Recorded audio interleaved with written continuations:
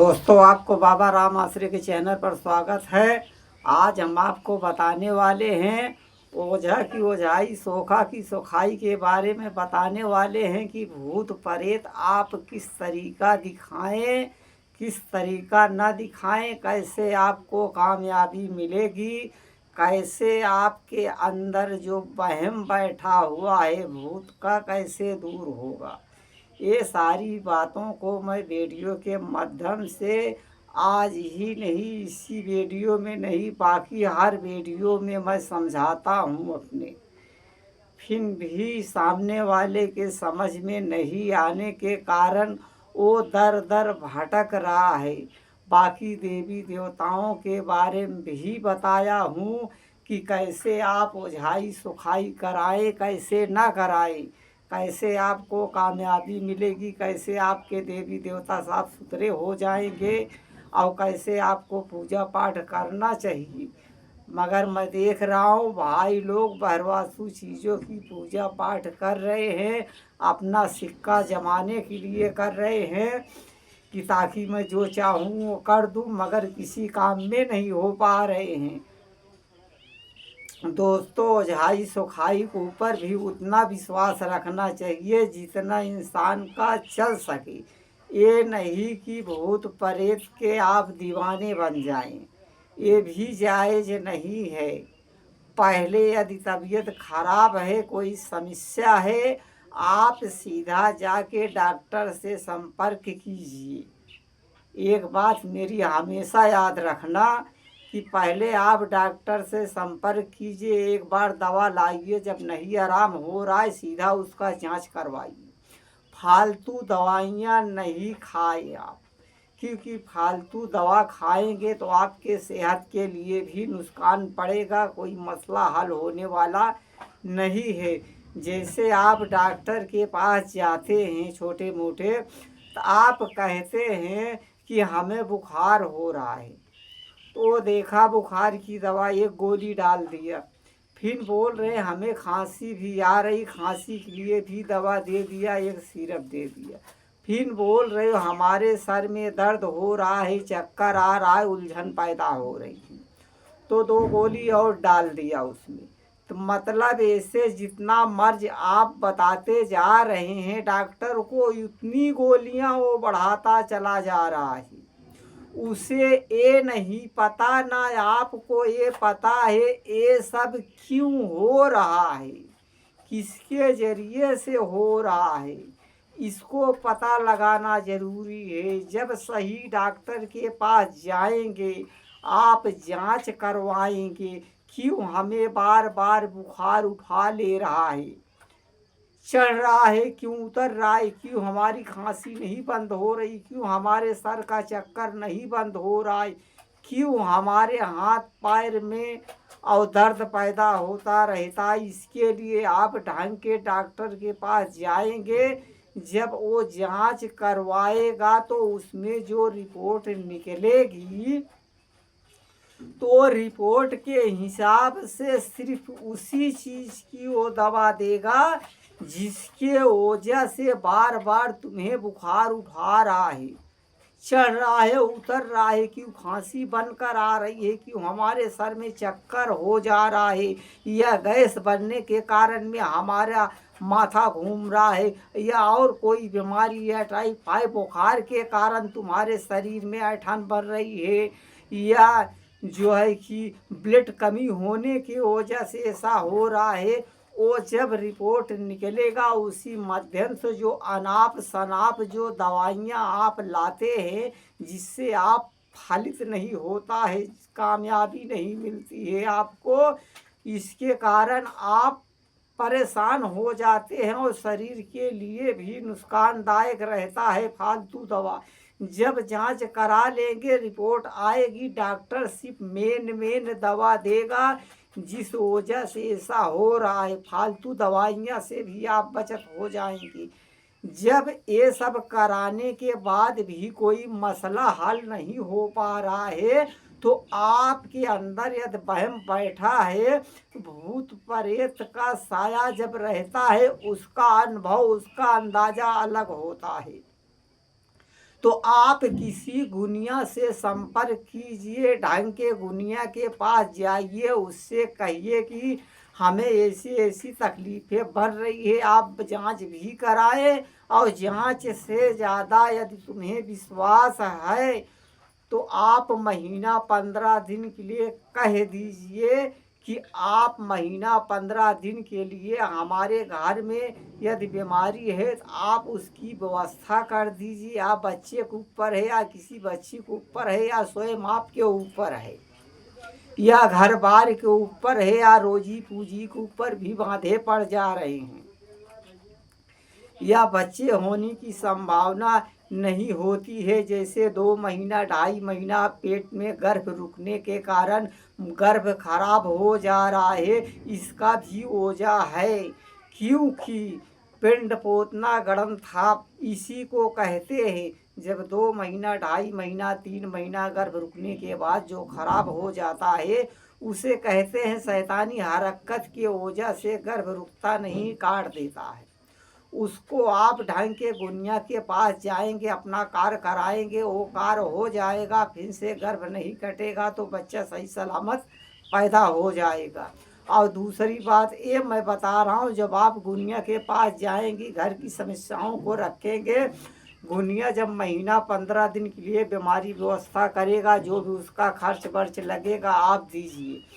जब आप महीना 15 दिन के लिए बीमारी व्यवस्था हो जाएगी तो आपको खुद ही पता चल जाना चाहिए कि आज 15 दिन पहले हमारे घर की दास्तान कैसी थी, हमारी धाराएं कैसे चल रही थी, कैसे हमारे रोजी रोजगार में बरकतें नहीं हो रही थी, हमारे बच्चे सही सलामत थे नहीं। वो 15 दिन महीने के अंदर आपको पता चल जाएगा।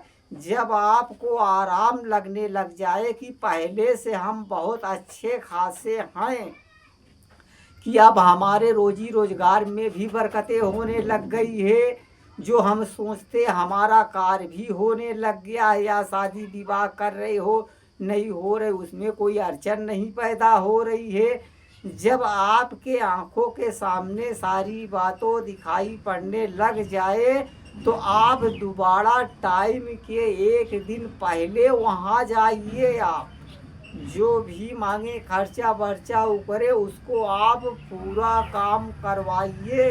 वो भी फालतू बीमारी फालतू जगह पर आप ना कराएं, नहीं तो इससे और ज़्यादा परेशानी आपके घर में आ जाएगी।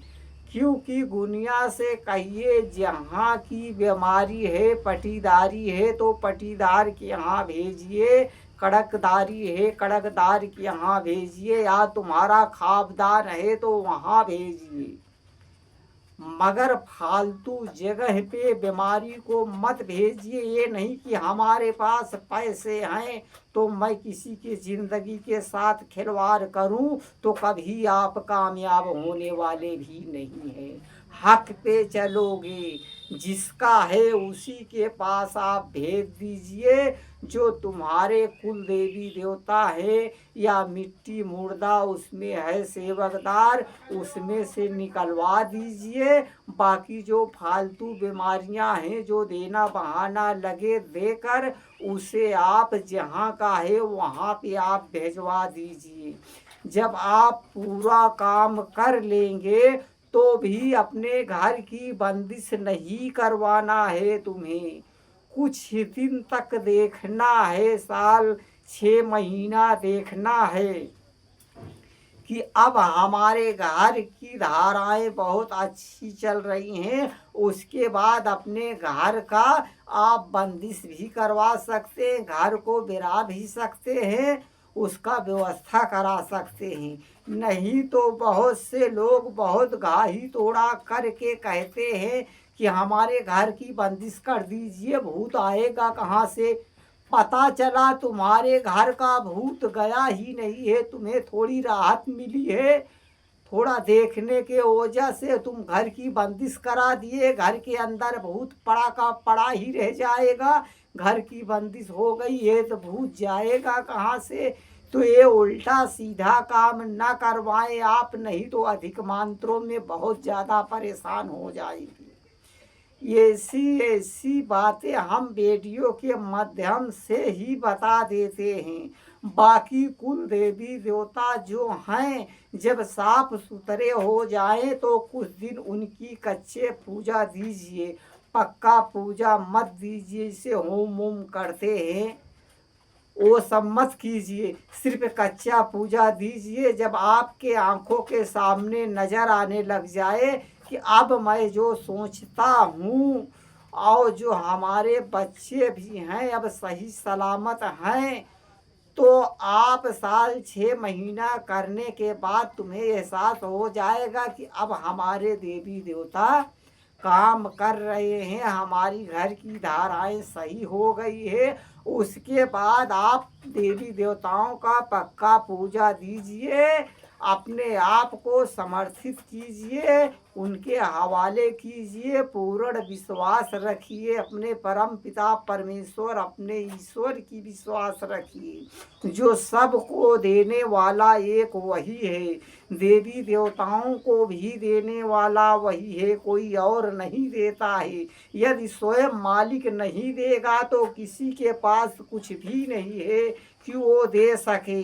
मैं भी तो कहता हूँ मैं कोई अल्लाह कोई मालिक नहीं हूँ कि मैं फूंक मारूंगा उड़ जाएगा आसमान में, बीमारी चली जाएगी कहीं और। मेरा जो कर्तव्य है मैं भी वही करता हूँ, दूसरा कुछ नहीं करता हूँ। हमें बेटियों के माध्यम से कोई भौकाल नहीं मारना है। जो बताएंगे आपको हकीकत बताएंगे, झूठ नहीं बोलेंगे। यदि हमारे बताने के अनुसार से अपना कार्य करवाएंगे, ये नहीं कह रहा हूँ आप हमारे ही पास चले आए कि हम ठीक कर देंगे। मैं वीडियो के अंदर कभी ये बयान नहीं किया हूँ कि मैं कोई अल्लाह कोई मालिक हूँ मेरे पास आइए। हमारे पास वही मरीज आते हैं जो 10 साल 15 साल 20 साल पूरी दुनिया देख लेते हैं, भटक जाते हैं, बर्बाद हो जाते हैं। तो वही जब बहुत ज़्यादा विनती करते हैं तो उन्हें हम बुलाते हैं। मालिक का कर्म होता है, हमारे देवी देवताओं की महिमा होती है तो ठीक हो जाते हैं। मैं भी तो नहीं दे पाता हूँ, मैं भी तो सिपाहियों के माध्यम से कार्य करता हूँ। पूर्ण विश्वास अपने मालिक पर आस्था रखकर करता हूँ। मेरे माँ बाप का आशीर्वाद हमारे साथ है, इसके लिए तो बार बार वीडियो में मैं क्यों बताता हूँ। घर में बुजुर्ग हैं, माँ बाप हैं, तो उनकी खिदमत कीजिए। समझ लो तुम्हारे पास खजाना रखा हुआ है, तुम लूट लो जितना लूटना है, क्योंकि माँ बाप ही तो सब कुछ हैं। क्योंकि माँ बाप के माध्यम से आप दुनिया में आए, माँ बाप आपका देखभाल किए, परवरिश किए। जब आप अपने माँ बाप को ही नहीं समझ पाएंगे तो दुनिया में देवी देवताओं को मालिक को क्या समझेंगे। मालिक स्वयं आके तुम्हारा कार्य तुम्हारा देवी देवता नहीं करेगा। सिर्फ माँ बाप ही ऐसा ओहदा उनको दिया गया है कि वही कार्य कर सकते हैं। इसके लिए मालिक ने सबसे बड़ा मर्तबा माँ बाप को दिया है। माँ इसके लिए कहते माँ मालिक, माँ मालिक में कोई परिवर्तन दिखाई नहीं पड़ता है। इसके लिए कुछ नहीं कर सकते हो तो कम बुजुर्ग हैं उनकी खिदमत कीजिए, उनको झिझकारिए मत। क्योंकि कल आपकी भी यही धाराएं होने वाली है, आपका भी शादी विवाह हो जाएगा, आप भी बाप बन जाएंगे, आप भी एक माँ बाप बन जाएंगे। तो आप जैसे किए रहेंगे वैसे ही आपके आंखों के सामने आएगा। क्योंकि मालिक ने भी ये फरमाया है हर गुनाह की सजा तो मैं वहाँ आने के बाद ले लूँगा। जो माँ बाप के साथ गुस्ताखी करेगा जब तक उसे मृत लोक में ही सजा नहीं मिल जाएगी तब तक उसका बुलाव यहाँ नहीं आएगा। इसके लिए दोस्तों कृपा करके आप मालिक के ऊपर आस्था रखिए। घर में बुजुर्ग हैं उनकी इज्जत दीजिए, उनको झिझकारिए मत। उनके आशीर्वाद से, उनके दुआओं से आपका हर कार्य हो जाएगा, आप कामयाब हो जाएंगे। कभी कोई भी संकट आने वाला रहेगा, माँ बाप के दुआओं से टल जाएगा। इसके लिए ओझाई सोखाई के भी बारे में हम जिस तरीका बताए हैं उसी तरीके से अपना कार्य करवाइए। ये नहीं आप भूत ही के दीवाने बन जाएं, कहीं मर्ज आपके शरीर में बहुत अधिक मात्रों में ज़्यादा हो गया, आप भूत ही के लिए परेशान हैं, पता चला कि डॉक्टर भी आपको जवाब दे देगा, तो क्या कोई ओझा सोखा मर्ज को नहीं काट पाएगा। इसके लिए भाइयों कहावत कहा गया है, कभी भी करो दवा दुआ साथ में करो। इतना विश्वास भी मत रखो कि भूत को ऊपर की भूत के माध्यम से ही ठीक, क्यों शैतानी बलाएं जब रहती हैं शरीर के अंदर किस जगह पर मर्ज बना देती हैं कोई पता नहीं चलता है। जब बीमारी कंट्रोल हो जाती है, जब आप रिपोर्ट निकलवाते हैं तो मर्ज सीधा सामने आ जाता है। उसी माध्यम से आप दवा करेंगे तो आप कामयाब हो जाएंगे। शैतान के एक अवझड़ शरीर में मार देने के वजह से 1 महीने की खवाई चली जाती है। 1 महीना इंसान शरीर को सेहत को सुधारता है। कोई थान है या पहलवान है, एक अवझड़ जब शरीर में मार देता है तो 1 महीने खवाई ले जाता है, पूरे शरीर को नष्ट कर देता है। तो बताओ शरीर के अंदर मर्ज नहीं बनेगा। कितने लोग कहते हैं तो भूत बन गया तो मैं एकदम ठीक हो गया, काफ़ी दिन से तुम जब परेशान हो गए हो, तुम्हारे शरीर में रोग दोख बन गया है, तो उसका तो भूत दिखाने के बाद जब बीमारी कंट्रोल हो जाएगी तो जो भी तकलीफें हैं उसको दवा दरमस आप करा सकते हैं। ये नहीं अपने गणपेलई से आप वैसे रहे कि मैं दवा नहीं कराऊंगा, वैसे तो कोई कामयाबी आपको मिलने वाली है नहीं। दोस्तों आज की वीडियो मैं यहाँ पे ख़त्म कर रहा हूँ। सबका मालिक एक है।